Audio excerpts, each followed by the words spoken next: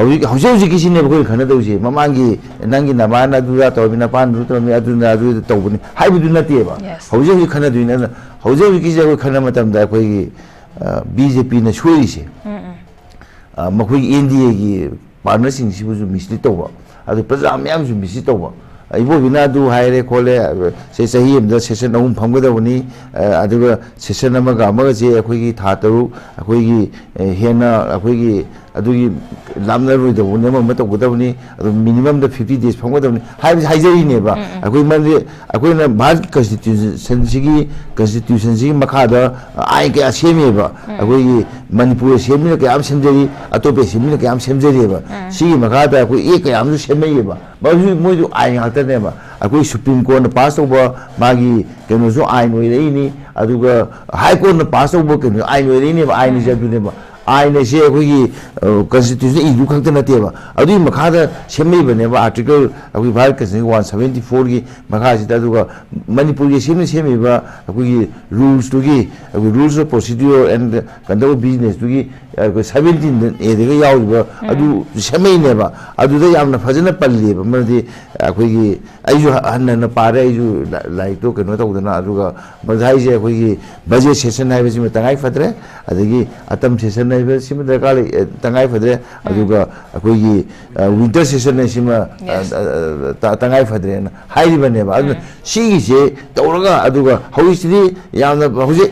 sida legal expert ke amana yam kana ngang na adugi do akoi sibo bina hai do mudu lali hai na hai na ba ta akoi na bureaucratic officer sing phaman ba aduga akoi gi adumaki sin bam thokte ba moje rajniti yahon biya de ba rajniti da akoi kaino mana secretary mana natraga akoi PO na mana natraga director mana yau pata di farak jam tai ba adun madu ni to madu moi mamai adum gi mauta akoi gi BJP spokesperson hoina haibna phaiba natra sarkari spokesperson hoina haibna phaiba aduga sarkari spokesperson nai bise akoi director mo oi biya de logo gi secretary no biya de amanu oi biya de ba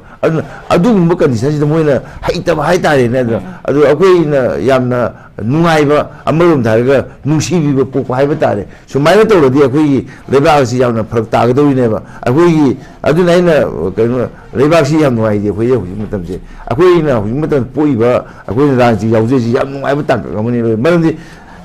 akoi governor si akoi gi manipur na te state council minister zugi akoi magi advice matu na work tok doine na sa dik ma akoi di akoi sim chen singa memoi no pikhala bane ba akoi governor sida aduna yenga do de mo akoi hauji manipur gi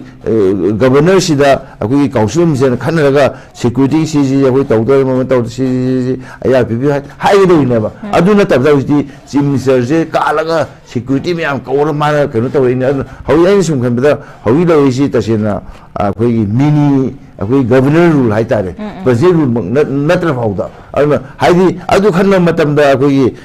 manipur gi lojeri magi akoi unified command gi leiri adu gi windim no ori masida kana kana yam yauri adu yaubu yam do madu akoi gi daga lo ri minister na akoi gi madu meeting kan min to bu wa yaure ba adu madu ne abu to governor da chief minister na tam gado do adu mo to governor da akoi gi chief minister hai do yem sumai to wena adu ne lo do adu na akoi ni yang do di akoi gi sagwan na akoi gi gari do singdo da akoi gi gari du na sagwan mang de le di phak ta ta ba ne adu na si gi makan se akoi question to di akoi gi manipur chief minister akoi na yam nungsi ba hai ta ne mana yam soljari ba matu mana keno to jei bese akoi na mapu pang kangkhalan ba ma darkar lai ba khalli ba akoi sar santi ma bi kan si tawri myam se ado mangon da akoi gi chief minister gi akoi advisor to chief minister mi yam khan ge ba adu ga advisor me na mangon da governor me me pi wa hai ba je hangulai ba dun na di hangmu tare ba dun na di ma advisor me abdu lo lo darkar lai ba advisor apni ma gi petrol gi kai kra gi mai ti gi ka saram gane ba aduga mansu lom bya lom de adu kana da thabok da tawra kan da akoi gi mon je manipur ji atay to pa state ki ma mang da akoi ji Manipuri ni ama haibada yamna chawthokjaba leirambado handareba adubu akhoi yengdawdi sigumba BJP na lusingba NDA akhoi sarkar asina makoina tawiba aranba singase masi mauta handaki 18 lok sabha gi election na akoina inaram outer da paisa suyendana aduga policy da aduga Manipur ya punbi da muta mati ba pi beje masidai moi para tamde ba moise मोने कल अमुकसु अखोइना केनो तौने का मदि परा तमगा मखोइना कुमाइ तौदना अखोइ यामना ट्रांसपेरेंट ओइबा पॉलिसी प्रोग्राम इंप्लीमेंट तौनबो खोनबगी मौता मोने करप्शन द नेपोटिज्म द अखोइ थबक तौबगी ममिसे उरिबा अखोइना अदुना अइना होजि तौबसिदा अखोइ मणिपुर गवर्नमेंट से अइ मपांगन कन सरकार अमो हेनिंगी अदुगा गवर्नर द एडवाइस पीबे याबो वारे कयामलो गवर्नर द एडवाइस पीबा अदुगा गवर्नर गी अखोइ सी तौबो याबो खोतो मोजे अखोइ हाइरगा अखोइ थबक तौबो पामी अदु गवर्नर सुम हाइ तौबदुदी असिंबा अखोइ मिनी पीआर म लैरब्रा हाइबसे अइगी वांग मोइन थमजेगे ओके चान केनोनी अखोइ भारत की हनकी अखोइ कॉन्स्टिट्यूशन हाइबा तारे मसी सेमकपगी 15 सुबा मागी प्लैटिनम जुबली की अखोइ एनिवर्सरी नि तौबदु जदो मसीगी 15 सुबा प्लैटिनम जुबली की अखोइ की वांगांगना डिस्कशन तौ मतंदा पोलिटिकल स्पेक्ट्रम दे लैबा कांगबु सिंग याम फजना कनो तौनो अदुगा फुंदोना भाइबा तारे अदुगा भारत की होम से ओइबा यामना रेस्पोंसिबल ओइबा अदुगा कैबिनेट की थाकतसु अनि सुगुम सुदे लैबा सी एम साना माना मदु नेने पदा मागी पीगे पखुमजे यामना लेबा मुसा तादा भाइबा तारे मरमदी अखोइ की कनो सी भारत की कॉन्स्टिट्यूशन से 1949 की नवंबर तांग 23 एडॉप्ट तौरगा मदुसु अखोइ कनो ना अंबेडकर ने लुसिंबा मागी कॉन्स्टिट्यूशनल अखोइ कनो सिना अखोइ एडॉप्ट तौर मतुंदा अखोइ 1950 की जनवरी 23 चनब होगिबनेबा अदुनने अखोइना अखोइ जनवरी 23 असि रिपब्लिक डे हैना अखोइ Bharat पुमना ngasi phawda state pumna disi khudi mota masi koi pangthong nei base an si gu magi khana ko matam da koi yamna lujada ba haiba tare ni akoi opposition maroi india bloc ki kangbu yama mana koi ambedkar gi mami si yamna pan ma khotpa ma to wa ada isam chamna mang hai basi yam nuai ta bai tare maduna sok to wa akoi gi ambedkar bu nusiba ngari schedule caste ki aduga tola taraba akhoi harijan singi ade tei kaino singa sida kamaina man nona gi haida man ambedkar nakoina ambedkar se darul soli bado akhoi nakoina kaino tawruboidi solaboidi akhoi mapuk tare se noina polkado mapuk tare se nakoi heaven da noi laiba fangani na haiba yam karim ka thaina haiba tare ni isam chamna अदुना सिगुंबगी yam attitude अदुगा मांगना Manipur चथरिबा Bharat पुमदे लौरिबा policy सिंग से असिसु यानिंगदबा याम मंगकनबा महाक से अदुना अदुगुम फियमदु उरगनी अखोगी कांग्रेस ना मोय Bharat पुमबगी movement अम तौगनी हाइबसी हंदक मखोजि पांगथोखरे मोय तांग 19 तसु मोय अचौबमा अखोगी Manipur अखोगी protest rally भौ तौदना governor भौ मिमोयने पीद खोदन तौकी अदुगा अखोई लेफ्ट पांगबुसिजु communist party of India Marxist अदुगा रिवोल्यूशन सोशलिस्ट पार्टी अदु ऑल इंडिया फॉर ब्लॉक अमनि communist party of India Marxist Leninist liberation हारि मयाम से पुल्लगा नेशनल लेवल दसु अखोई 1 डे प्रोटेस्ट अखोई एक्शन नमा अखोई 100 की जनवरी ता कनोगी डिसेंबर की तांग 15 दा कोई पांगथोखिएबा अदु मणिपुर से कोई पांगथोई अदुना अखोइनी येंगसी भारत लैबा लुसिंग मसिंग से कोई गुजराती लुसिंग नतबा हाइबा तारे ने मरमदा अतै अतोपा कांगबुगी लुसिंग मसिंग से मसी मखोइना अखोइ हंथबा थाक त खनबा से कांग्रेस ना मखोइगी लुसिंग मने खल्लिबा ꯑꯩꯈꯣꯏꯒꯤ ꯑꯆꯧꯕꯁꯤꯡꯕ ꯁꯔꯗꯥꯔ ꯚꯜꯚꯥꯏ ꯄꯇꯦꯜ ꯐꯥꯎ BJP ꯑꯣꯟꯊꯣꯛꯅꯅꯕ ꯍꯣꯠꯅꯔꯛꯄ ꯃꯈꯣꯏꯅ ꯑꯗꯨꯅ ꯁꯤꯒꯨꯝꯕꯁꯤꯡ ꯑꯁꯦ ꯑꯩꯈꯣꯏ ꯌꯥꯝꯅ ꯂꯨꯖꯗꯕ ꯍꯥꯏꯕ ꯇꯥꯔꯦꯅꯦ ꯀꯪꯒ꯭ꯔꯦꯁꯅ ꯑꯩꯈꯣꯏꯒꯤ ꯍꯟꯗꯛ ꯇꯧꯒꯗꯧꯔꯤꯕꯁꯤꯗ ꯑꯗꯨ BJPꯅꯁꯨ ꯃꯗꯨꯒꯤ ꯄꯥꯎꯈꯨꯝꯁꯦ ꯑꯃꯨꯛꯁꯨ ꯄꯤꯒꯗꯧꯔꯤꯕꯅꯤ ꯑꯗꯨꯅ ꯀꯪꯒ꯭ꯔꯦꯁꯅ ꯇꯧꯔꯤꯕꯁꯤꯗꯤ ꯑꯩꯈꯣꯏ ꯑꯝꯕꯦꯗꯀꯔ ꯔꯥꯏꯠ ꯀꯥꯡꯕꯨꯁꯤꯡ ꯑꯗꯒꯤ ꯑꯩꯈꯣꯏ ꯇꯣꯜꯂ ꯇꯥꯔꯕ ꯀꯥꯡꯕꯨꯁꯤꯡ ꯀꯟꯅꯅꯕ ꯃꯗꯨꯒꯤ ꯄ꯭ꯔꯣꯁꯦꯁ ꯑꯃ ꯑꯩꯈꯣꯏ BJPꯒꯤ ꯃꯥꯒꯤ ꯔꯨꯜ ꯑꯁꯤꯗ ꯑꯩꯈꯣꯏꯒꯤ ꯍꯧꯖꯤꯛꯀꯤ ꯃꯇꯝ ꯑꯁꯤꯗ ꯚꯥꯔꯠꯀꯤ ꯀꯟꯁꯇꯤꯇ꯭ꯌꯨꯁꯟꯕꯨ ꯈꯣꯡꯒꯥꯎꯅꯕ ꯗꯦꯃꯣꯀ꯭ꯔꯦꯁꯤ ꯈꯣꯡꯒꯥꯎꯅꯕ ꯚꯥꯔꯠꯀꯤ ꯐꯦꯗꯔꯦꯂꯤꯖꯝ ꯈꯣꯡꯒꯥꯎꯅꯕ ꯃꯌꯥꯝ ꯑꯁꯦ ꯃꯗꯨꯒꯤ ꯋꯥꯄꯥꯎꯗꯣꯃꯗꯨ ꯚꯥꯔꯠ ꯁꯤꯟꯕ ꯑꯩꯈꯣꯏꯒꯤ ꯄꯨꯗꯅ ꯆꯠꯀꯅꯤ ꯍꯥꯏꯕꯒꯤ ꯋꯥꯅꯤ ꯃꯈꯣꯏꯒꯤ ꯐꯤꯔꯦꯞ ꯑꯁꯤ ꯑꯗꯨꯒ ꯃꯗꯨꯗ ꯑꯩꯈꯣꯏ ꯏꯟꯗꯤꯌꯥ ꯕ꯭ꯂꯣꯛꯀꯤ ꯑꯩꯈꯣꯏꯒꯤ ꯄꯥꯔꯇꯤ ꯑꯣꯏꯔꯤꯕ ꯑꯩꯈꯣꯏꯒꯤ ꯂꯦꯐ ꯀꯥꯡꯕꯨꯁꯤꯡꯅꯁꯨ ꯑꯩꯈꯣꯏ ꯃꯗꯨꯗꯒꯤ ꯍꯟꯊꯗꯅ ꯑꯩꯈꯣꯏ ꯃꯨꯚꯃꯦꯟ ꯂꯧꯅꯅꯕꯒꯤ ꯑꯩꯈꯣꯏ ꯃꯨꯚꯃꯦꯟ ꯇꯧꯅꯅꯕꯒꯤ ꯋꯥꯔꯦꯞ ꯑꯗꯨ ꯑꯩꯈꯣꯏꯅ ꯂꯧꯈꯤꯕꯅꯤ ꯑꯗꯨꯅ ꯍꯥꯏꯔꯤꯕ ꯍꯧꯖꯤꯛꯀꯤ ꯊꯕꯛꯁꯤꯡ ꯑꯁꯦ ꯃꯁꯤ ꯀꯪꯒ꯭ꯔꯦꯁꯅꯕꯨ ꯑꯣꯏꯔꯣ ꯑꯗꯨꯒ ꯏꯟꯗꯤꯌꯥ ꯕ꯭ꯂꯣꯛꯀꯤ ꯑꯇꯩ ꯄꯥꯔꯠꯅꯔ ꯃꯌꯥꯝꯅꯕꯨ ꯑꯣꯏꯔꯣ ꯑꯗꯨꯅ ꯇꯧꯔꯤꯕ ꯑꯟꯗꯂꯣꯟꯁꯦ ꯚꯥꯔꯠꯄꯨ ꯀꯟꯅꯕ ꯚꯥꯔꯠꯀꯤ ꯇꯣꯜꯂ ꯇꯥꯔꯕ ꯑꯩꯈꯣꯏꯒꯤ ꯍꯔꯤꯖꯟꯁꯤꯡꯕꯨ ꯁꯦꯗꯨꯜ ꯀꯥꯁꯁꯤꯡꯕꯨ ꯁꯦꯗꯨꯜ ꯇ꯭ꯔꯥꯏꯕꯁꯤꯡꯕꯨ ꯀꯟꯅꯕꯒꯤ ꯈꯣꯡꯖꯪ ꯑꯃꯅꯤ ꯍꯥꯏꯅ ꯑꯩꯍꯥꯛ ꯑꯍꯥꯟꯕ ꯔꯥꯎꯟꯁꯤ ꯇꯦꯟꯇꯛꯅ ꯊꯝꯖꯒꯦ ꯑꯩꯈꯣꯏꯒꯤ ꯁ꯭ꯄꯣꯛꯁꯄꯔꯁꯟ ꯑꯣꯏꯔꯤꯕ ꯄꯋꯟ ꯈꯦꯔꯥꯅ ꯑꯩꯈꯣꯏꯒꯤ ꯄ꯭ꯔꯦꯁ ꯀꯣꯟꯐꯔꯦꯟꯁꯇ ꯍꯥꯏꯈꯤꯕꯁꯦ ꯑꯩꯈꯣꯏꯒꯤ ꯌꯨꯅꯤꯌꯟ ꯍꯣꯝ ꯃꯤꯅꯤꯁꯇꯔ ꯑꯃꯤꯠ ꯁꯥꯍꯅ ꯑꯩꯈꯣꯏꯒꯤ ꯀꯣꯡꯒ꯭ꯔꯦꯁꯁꯤ ꯀ꯭ꯔꯤꯇꯤꯁꯥꯏꯖ ꯇꯧꯏ ꯑꯗꯨꯅ ꯑꯩꯈꯣꯏꯒꯤ ꯆꯠꯊꯔꯗꯧꯔꯤꯕ ꯀꯦꯝꯄꯦꯟ ꯑꯁꯤꯅ ꯑꯩꯈꯣꯏꯒꯤ ꯂꯩꯕꯥꯛ ꯁꯤꯟꯕ ꯊꯨꯡꯅ ꯑꯩꯈꯣꯏꯒꯤ ꯂꯩꯔꯤꯕ ꯄ꯭ꯔꯖꯥ ꯃꯤꯌꯥꯝꯁꯤꯗ ꯑꯩꯈꯣꯏꯒꯤ BJPꯅ ꯇꯧꯔꯤꯕ ꯑꯦꯛꯁꯟꯁꯤꯡ ꯃꯈꯣꯏꯅ ꯇꯧꯔꯤꯕ ꯑꯗꯨꯒ ꯑꯝꯕꯦꯗꯀꯔꯗ ꯎꯁꯤꯠ ꯊꯧꯑꯣꯏꯕꯒꯤ ꯏꯟꯁꯜ ꯇꯧꯔꯤꯕꯁꯤꯒꯤ ꯃꯇꯥꯡꯗ ꯈꯪꯍꯟꯅꯕꯒꯤ ꯃꯇꯥꯡꯗ ꯆꯠꯀꯗꯧꯔꯤꯕ ꯀꯦꯝꯄꯦꯟ ꯑꯃꯅꯤ ꯍꯥꯏꯅ ꯐꯣꯡꯗꯣꯛꯈꯤ ꯑꯗꯨꯒ ꯃꯅꯤꯄꯨꯔꯒꯤ ꯏꯟꯇꯦꯛꯁꯇ ꯄꯨꯁꯜꯂꯛꯑꯀꯥꯟꯗ BJP ꯑꯦꯛꯁꯟ ꯏꯟ ꯃꯅꯤꯄꯨꯔ ꯏꯟꯇꯦꯛꯁ ꯀꯃꯥꯏꯅ ꯊꯝꯕꯤꯅꯤꯡꯉꯤ ꯑꯣꯖꯥ? ꯍꯣꯏ ꯑꯃꯤꯠ ꯁꯥꯍꯒꯤꯗꯨ ꯀꯩꯅꯣ ꯇꯧꯔꯒ ꯃꯅꯤꯄꯨꯔꯒꯤ ꯁꯤꯆꯨꯋꯦꯁꯟꯁꯤꯗ ꯀꯩꯅꯣ ꯇꯧꯕ ꯈꯟꯅꯕ ꯌꯥꯏ ꯑꯗꯨꯒ ꯑꯩꯈꯣꯏꯅ ꯌꯦꯡꯗꯧꯔꯤꯗꯤ ꯑꯩꯈꯣꯏ ꯑꯃꯤꯠ ꯁꯥꯍꯅ ꯉꯥꯡꯈꯤꯕ ꯇꯧꯔꯤꯕ ꯈꯣꯠꯂꯤꯕ ꯑꯗꯨꯗ ꯀꯪꯒ꯭ꯔꯦꯁꯅ ꯃꯈꯣꯏꯅ ꯍꯥꯏꯔꯤꯕ ꯈꯣꯠꯂꯤꯕ ꯃꯌꯥꯝ ꯑꯁꯤ ꯅꯣꯠ ꯑꯣꯟꯂꯤ ꯀꯪꯒ꯭ꯔꯦꯁ ꯑꯇꯣꯞꯄ ꯄꯣꯂꯤꯇꯤꯀꯦꯜ ꯄꯥꯔꯇꯤ ꯑꯩꯅ ꯉꯁꯥꯏ ꯍꯥꯏꯔꯤꯕ ꯂꯦꯐ ꯄꯥꯔꯇꯤ ꯃꯌꯥꯝꯁꯨ ꯑꯗꯨꯝ ꯀꯩꯅꯣ ꯇꯧꯕꯅꯤ ꯃꯗꯨꯗ ꯑꯗꯨꯝ ꯑꯩꯈꯣꯏ ꯃꯥꯟꯅꯕ ꯃꯑꯣꯡꯗ ꯑꯩꯈꯣꯏꯒꯤ ꯀꯩꯅꯣ ꯍꯥꯏꯇꯥꯔꯦ ꯁꯥꯏꯃꯜꯇꯦꯅꯤꯌꯁ ꯀꯨꯝꯕꯒꯤ ꯃꯑꯣꯡꯗꯅꯤ ꯇꯧꯔꯤꯁꯤ ꯑꯩꯈꯣꯏꯁꯨ ꯑꯗꯨꯝ ꯇꯧꯗꯣꯔꯤꯅꯤ ꯑꯗ ꯑꯩꯈꯣꯏꯅ ꯃꯅꯤꯄꯨꯔꯗ ꯂꯥꯛꯑꯀꯥꯟꯗꯁꯨ ꯃꯅꯤꯄꯨꯔ ꯂꯥꯛꯏꯁꯦ ꯑꯩꯈꯣꯏ ꯌꯥꯝꯅ ꯃꯣꯏꯒꯤ ꯄꯣꯂꯤꯇꯤꯀꯦꯜ ꯏꯊꯤꯛꯁꯁꯦ BJPꯅ ꯇꯧꯔꯤꯕꯁꯦ ꯃꯔꯨꯑꯣꯏꯅ NDAꯒꯤ ꯂꯨꯆꯤꯡꯕꯅꯤ BJPꯅ ꯇꯧꯔꯤꯁꯤ ꯄꯣꯂꯤꯇꯤꯀꯦꯜ ꯏꯊꯤꯛꯁꯁꯤ ꯏꯌꯥꯎ ꯌꯥꯎꯗꯕ ꯌꯥꯝꯅ ꯗꯤꯁꯑꯣꯅꯦꯁ ꯇꯧꯕ ꯑꯗꯨꯒ ꯃꯈꯣꯏꯅ ꯍꯦꯛꯇ ꯑꯩꯈꯣꯏꯒꯤ ꯚꯣꯠ ꯃꯃꯥꯡꯗ ꯁꯦ ꯃꯅꯤꯄꯨꯔꯗ ꯇꯧꯔꯤꯁꯤꯁꯨ 2000 ꯑꯩꯈꯣꯏꯒꯤ ꯀꯩꯅꯣꯒꯤ 17ꯒꯤ ꯃꯃꯥꯡꯗꯁꯨ ꯑꯩꯈꯣꯏ ꯀꯨꯀꯤꯒꯤ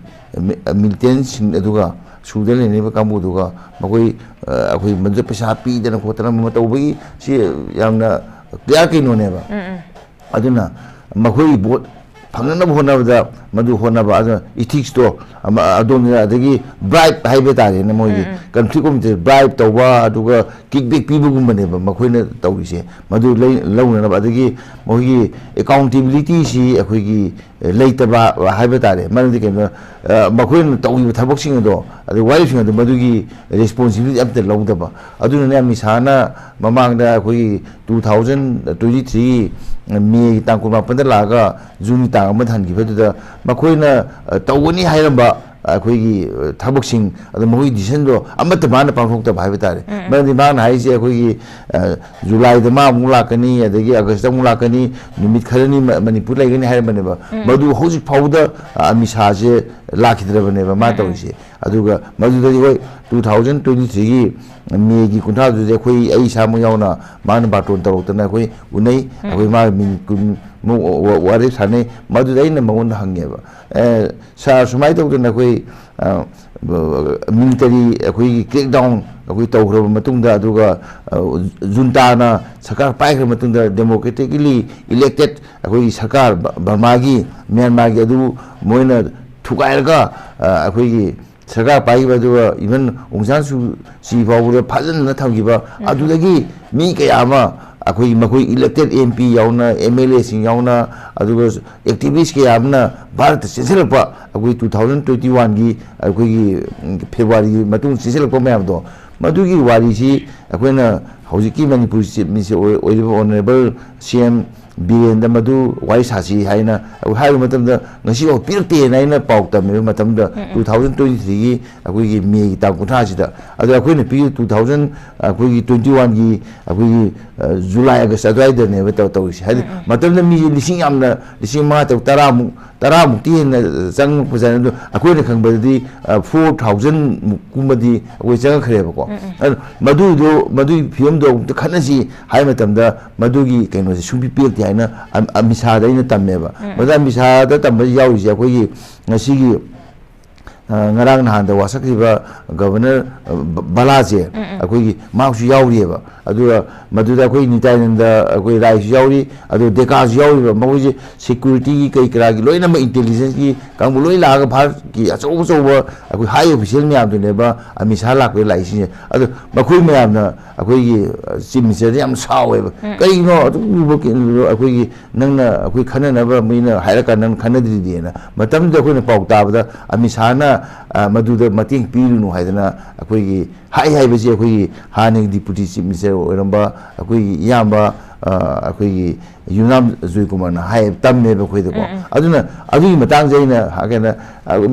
military junta na akoi sarkar pai khna matunda bharat sarkar ki kai policy le hai matunda amisa sen leiti hai ba akone sa akoi army veteran yam khanga dong ne ko man leiti hai ba akoi sen no hona jegi hai ba hausi phauda phajana sem de khale ba aduna ne ba manipur thoi myam se aduna sanang hai gi do ji ga kai no man aduna lei ba film ji da akoi moyena hoi phauda manana phajana ta da ba phajana thabam de lokhu ta aduna ni akoi makoi gi aina hai accountability makoi action makoi decision do madu leite aduga mu akoi kai mama ain se matam da hoi article 370 gi hairo amagi amairo adigi leiyo myam ain se matam da maduna kai da ka leiri maruna financial burden kya pu da ge hai yeng bagi madu balancing list do adu ju makoi de leite ba makoi na ain pangsen semni tongni maduna praja tongjaga tongjaga khangje moi interest da maruna makoi rajya seong sebak akoi RSS ki interest da seme ba akoi ain se makpo matam da madu list tu ga madu financial burden do kai no khan ga dong adi amana akoi akoi yamna nungai ri bamna akoi makoi na promise je pangtau do to ba adu madu promise do madu akoi respect to do ba adu ju to je adu moina board ki da da simba board ki ethics yaw da ba akoi kangbu ni adu na ni makoi na akoi sar na hai si shoi na stipop tang si shoi hai kan adu ya do po ne ba ma su hai da ba adi akoi som na kan to na because andalon duri to ya da ba madi hai opposition da lei ba adu khudong jab khar lo do ni do adu madu man thon ba ne ba sa na hai gum ne ai madu stipop tang ni shoi ko ke hai dum loi ne even why mari mangagi sinde jamuna no sama ya bane ba adiga mu ngasai hawi le basida akoi marali da praja singje protect to bungam da se akoi hoji manipur da 2023 gi 3rd May da gi thoiba akoi gi sigi amaro the program bu haiba ya bajani ko adu haiba phauda masi thoi basida innocent bi kama displaced person oi le not only the displaced person natana atei line ba sudan ba kaya masu yamna wari sigum madugi keno do madugi keno do makoi na kumai to ge da kumai to gudegi haiba keno se makoi de leite makoi da akoi gi keno to go ba ngak thuk pi go ba amma keno se amda sem bangam de moina aduna wari sine manipur hoji price mang je essential commodity skyrocketing ne ba hoji matam da lai si je amma gya se phangda na koi black lei ri ba se aduna si masing se makoi to bangam da ba adu keno ni aduna akoi gi moi interest to akoi gi jati gi natraga akoi gi keno gi community su oide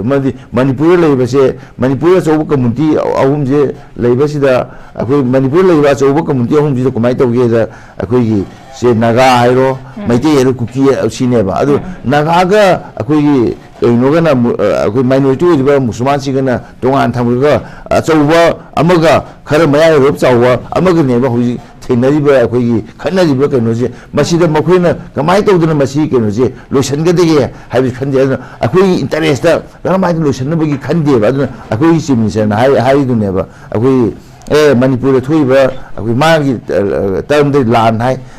lan se akoi Manipur sarkar ga kuki ge tongna bani hai ba adu ami sana hai di akoi kuki ge maite ge tongna bani hai ba mai negative se semana da maram sina ni akoi na hawi si yamna akoi gi na tai sa da film da lai ba kholi ba ma ta yu me adu na ni akoi na sigma film ma si kai to ba ya ga da ge se akoi na khanma matam da akoi dialogue amadi darkar leba dialogue to kana kana yawo degi haibudu oi aduna kanu amani adu mamang da dialogue to no peace for no harmony program committee ma akoi home ministry kanu gi ma instruction makha da manipur ma semgi maru total fail oi heba mari meeting da famgi de madu da yawo ba makoina akoi yawo misai sing do masa masa na resign to hokeba aduna di semi khushi madu nuai tieba se somna kan degi civilization office tagi akoi Manipur state ki maduna akoi ning baw do recommend tawe na koi dai ko ado koi yawol tieba apoi ni ji khare somba khare wa ngangoi do ba adu mi khatang on khalabra natra moi ya na gadawa natra community interest le do nga khalabra haibe se akoi sing da bangam deba aduna si mama ya asi akoi ne yeng ji yam transparent noi ba akoi ki policy ma niyam hauna sanction ba ya ba ma daga lai aduna ne akoi ki san haibe di ba akoi ki center gi sai gi san haibe di ba akoi article 370 gi adi ama magi loina ke no to ga isi sai gi do ke no to som na kan da akoi hambi dai da sing ba sida de akoi makoi de political ethics se BJP de yaude ado maroina BJP da tang da hingi NDA gi apik party macha sing se makoi na ke no to ga akoi namsan da na thami haibe je ya haije okay ham nugai se akchar go da hadi akoi ngasi nainari bisto khoi gi constitution gi matang so oramina constitution gi mari le laba question junga ta ore khoi constitution thoi da bagi matang da khoi gi Manipur da mamang da so khoi gi assembly mi form ko da bagi matang da so khoi gi ama jay na ba ma so lai khra bane khoi assembly mi form se khoi gi jay ama da ahum lak lai ga da bu da ani rak de phama kana ama se pham ki da na dum to ki pa dui tar di Manipur gi khoi gi lengak sina constitution se thoi di ber thoi di bra have a question am so saung na lai bane duga at the same time khoi Manipur gi khoi gi crisis da pushala kan da khoi gi assembly pham ba si mak ta boy khoi gi opposition amadi ruling ani mak se pulla kan da khoi gi thoi ba crisis mang da taraga le ri basi kari no kamai to na solve to ni have gi poto khana ga da bani od assembly pham mak ta baduna haining gi se khoi constitution se ta se na thoi dra bra have a question am so lai conclusion point shu oraga oza santa gi point thambi achan kaino ni khoi gi hoji leiba Manipur gi sarkar si ai khoi na sum yeng kan da congress ya soi bok da sum yeng ba congress ju chai ju su da khoi gi ahum lo phamde khote ma mai ba ado khoi gi congress CLP leader ibo bini amna phajana hai ge khoi khangou da na khoi matam da tau ki de hai yo phajana aduga madu yamna khoi bol loiba nupa thokpa aphaba kaino ne khalle ba khoi gi sibo bina hai do aduga somna kan dana hauji kisine khoi khana deusi mamangi nangi namana duda to bina pan ru to mi aduna adu to buni hai bu na te ba hauji khana duina hauji kise khoi khana matam da khoi BJP na shoi se makhoi NDA gi partner sing si bu misli to ba adu praja myam ju misli to ba ibo bina du haire khole se sahi am da session ahum phamga da buni adu session amaga amaga je khoi gi tha taru khoi gi hena khoi gi adugi lamna roi da buni ma to da buni adu minimum da 50 days phamga da buni hai jai ne ba khoi man khoi na bharat constitution sigi makha da ai ke asemi ba khoi gi Manipur semi ke am semjeri atope semi ke am semjeri ba sigi makha da khoi ek am ju semai ba ba ju moi ju ai ha ne ba akoi supreme court na pass over magi kenu so ai noi rei ni aduga high court na pass over kenu ai noi rei ni ba ai ni ja du ne ba ai ne se akoi constitution i du khang ta na te ba adu makha da semai ba ne ba article akoi bharat constitution 174 gi makha si ta aduga Manipur gi semai ba akoi rules to gi akoi rules of procedure and conduct business to gi 17 एदगा याउबा अदु सेमैनेबा अदुदा यामना फजना पल्लीबा मरदी अखोगी आइजु हन्नना पारे आइजु लाइक तो कनो तौदना अदुगा मजाइजे अखोगी budget session हाइबे सिम तंगाई फद्रे अदगी अतम सेशन हाइबे सिम दरकार तंगाई फद्रे अदुगा अखोगी विंटर सेशन सिम तंगाई फद्रे हाइबनेबा अदु सिगिसे तौरगा अदुगा हौइसिदि यामना हौजि सिदा लीगल एक्सपर्ट के आमन याम कन ngang na adugi do awi sibo bina haigi do mudu lali haina haina bai da akwai bureaucratic officer sing phaman ba aduga akwai adumaki sin da bam thokte ba moje rajniti yahon biya de ba rajniti da akwai kaino mana secretary mana natraga akwai PO na mana natraga director mana yau pata di farak jam tai ba adun madu ni to madu moi ma mai adum gi mauta akwai BJP spokesperson oina haibna phaiba natra sarkari spokesperson oina haibna phaiba aduga sarkari spokesperson nai bise akwai director mo oiba yade logo gi secretary no oiba yade amanu oiba yade ba adum mo condition si moina haita hai tare ne adu akwai na yamna nungaiba amarum tharga nungsibi ba pok haiba tare sumai to rodi akwai leba si yamna phak ta ga do ne ba akwai adu nai na kaino leba si yam nungai de akwai hu matam je akwai na hu matam poiba akwai rangji yauje si yam nungai ba ta ga mani maram di akwai governor na si akwai Manipur na state council minister zugi akwai magi advice matu na work tok doine na sasadi kuma akwai di akwai sim sen singa memoi no pikala bane ba akwai governor sida aduna yenga do de mu akwai hauji manipur gi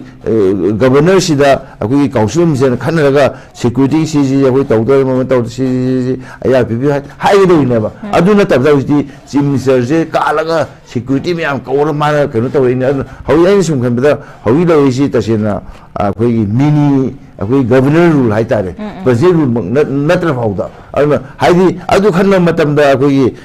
manipur gi lojeri magi akwai unified command gi lairi adu gi windim no ori masjid kana kana yam yauri adu yaubu yam do madu akwai gi daga lo ri minister na akwai gi madu meeting kan min to bu wa yauri ba adu madu ne abu to governor da chief minister na tam do adu mo to governor da akwai gi chief minister hai do yim sumai to wena adu ne lo do aduna akwai ni yang do di akwai gi sagwan na akwai gi gari do sing do da akwai gi gari do na sagwan mang de le di phak ta ta ba ne aduna si gi makan se akwai question to di akwai gi manipur chief minister akwai na yam nungsi ba hai ta re ne mang yam soljari ba matu mang kaino to jai ba je akwai na ma pu pang kan thal ba ma darkar lai ba khali ba akwai sa santi ma bi kan si to ri myam se adu mangon da akwai gi chief minister gi akwai advisor to chief minister mi yam khan ge ba adu ga advisor me na mangon da governor me me pi wa hai ba je hangulai ba dun na di hangmu tare ba dun na di ma advisor me abdu lo lo ko am darkar lai ba advisor apni ma gi petrol gi kai kra gi mai ti gi ka saram gane ba adu ga man su lo ba yai lo de adu mu kana da thabok da tor kan da akoi gi mun je manipur ji atai to pa state ki ma mang da akoi ji manipuri ni amma haibada yamna chawphokchaba lerambado handare ba adubu akoi ni yeng do di sigumba BJP na lusingba NDA akoi sarkar asina makoi na toiba aran basing je masi ma uta handaki 18 lok sabha gi election na akoi na inaram so outer da paisa su yen da na adugo policy da aduga manipur ya panbi da muta mati ba pi ba je masi dei moi para tam de ba moi je moi kala mu gasu akoi na keno to ne ka modi para tamaga makoi na kumai to duna akoi yamna transparent noi ba policy program implement to no bo khona ba gi mota moi na corruption da nepotism da akoi thabak to bagi mami se uri ba akoi na aduna aina hoji to ba si da akoi manipur government se ai mapangan kan sarkar amma heni aduga governor da advice piba yaba wale kuyamalo governor de advice piba adu governor gi akoi gi si tawba yaba khoto mo je akoi gi hairaga akoi thabuk tawbu apami adu governor na sum hai to bududi asing ba akoi gi mini PR man lai bra hai ba se ai gi wang mo ina thamjege